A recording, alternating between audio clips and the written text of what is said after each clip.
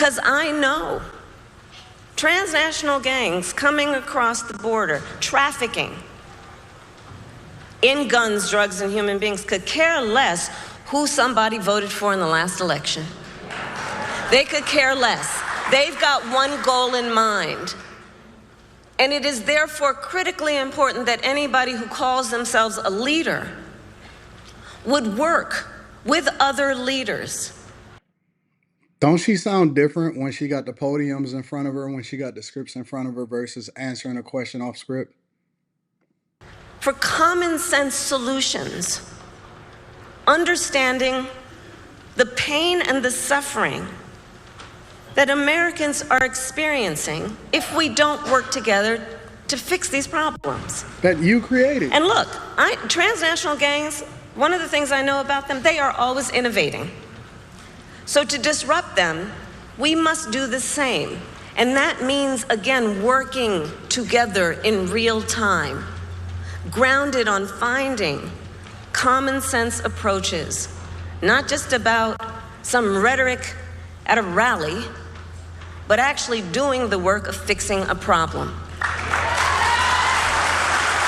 You know, this woman talks like she hasn't been in the White House and she wasn't the border czar and she wasn't tasked with this very thing over the last 3.5 years.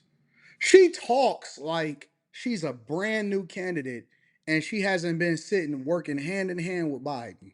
She speaks as though the migrant crisis is not authored by her and Biden themselves. And the people just applaud.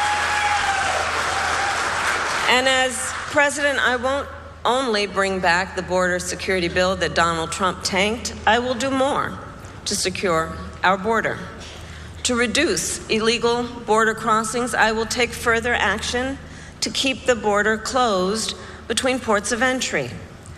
Those who cross our borders unlawfully will be apprehended and removed and barred from re-entering for 5 years. We will pursue more severe criminal charges against repeat violators. And if someone does not make an asylum request at a legal point of entry and instead crosses our border unlawfully, they will be barred from receiving asylum.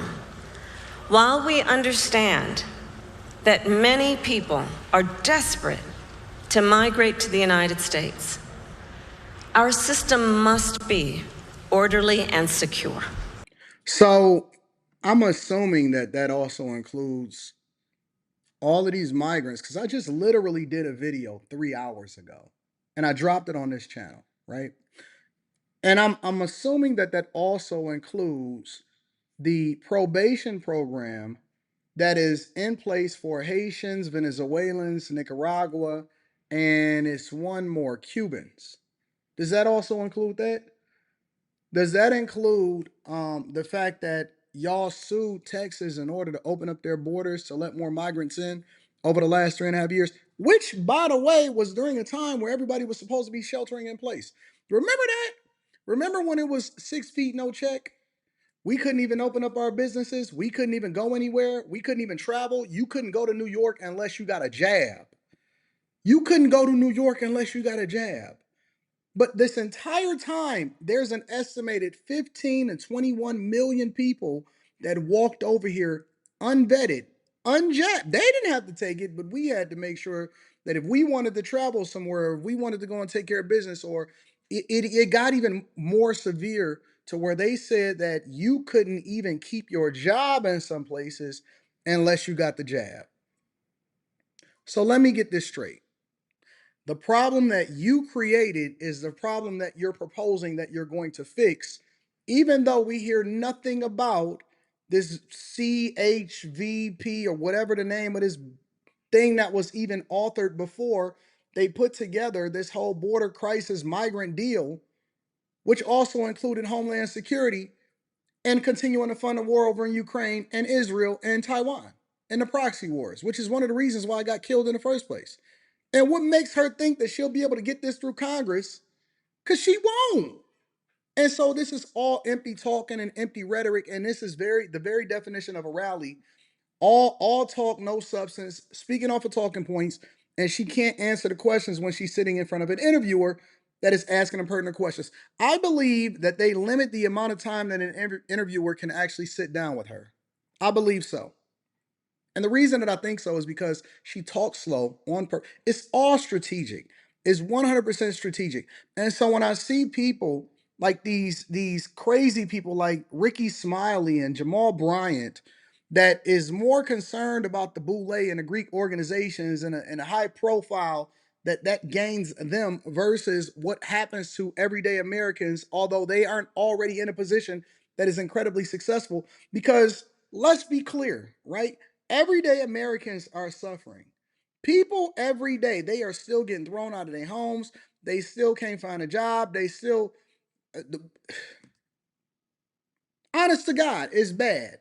And so now you have people that have, quote unquote, are over here legally now because they've removed the illegal label when they fly over here. And as long as you request asylum, you can catch a flight directly from Haiti over into here in the United States of America and Flea Barbecue over there. For some of y'all may not even know who Barbecue is. Barbecue is the guy that is.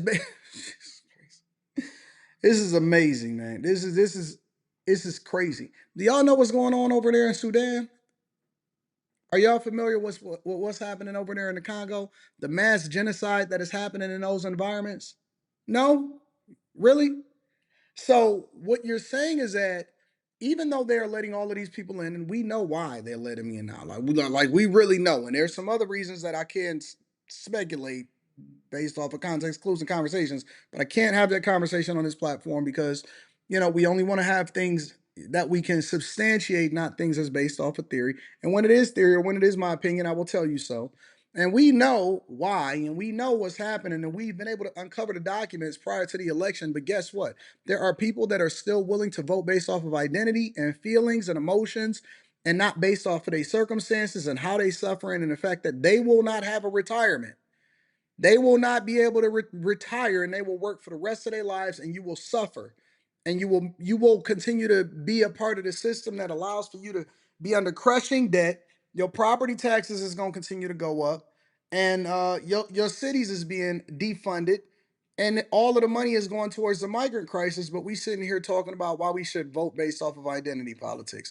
Now, I'm a vote based off of the person that has all Americans in their best interest, and that's the way I'm moving. Maybe you'll move a little bit differently, but who knows? Make sure y'all tap into the Patreon. Link is in the description. Also, Teach Hanley, 40% off your first order plus 20% off of life. Get that Teach, man. The Teach is great, bro. Real talk is great. And then last but not least, get your tickets. Come and kick it with me in Atlanta and Detroit for the last two shows of the year, or the two beginning shows for Let's Rant About It. I will be there. 2K will be there. All of my friends will be there. November 2nd for Atlanta, December 14th for Detroit. Get your tickets for discount code Anton. They are going fast. I'm going to just let y'all know. Let me know what y'all think inside of the comments.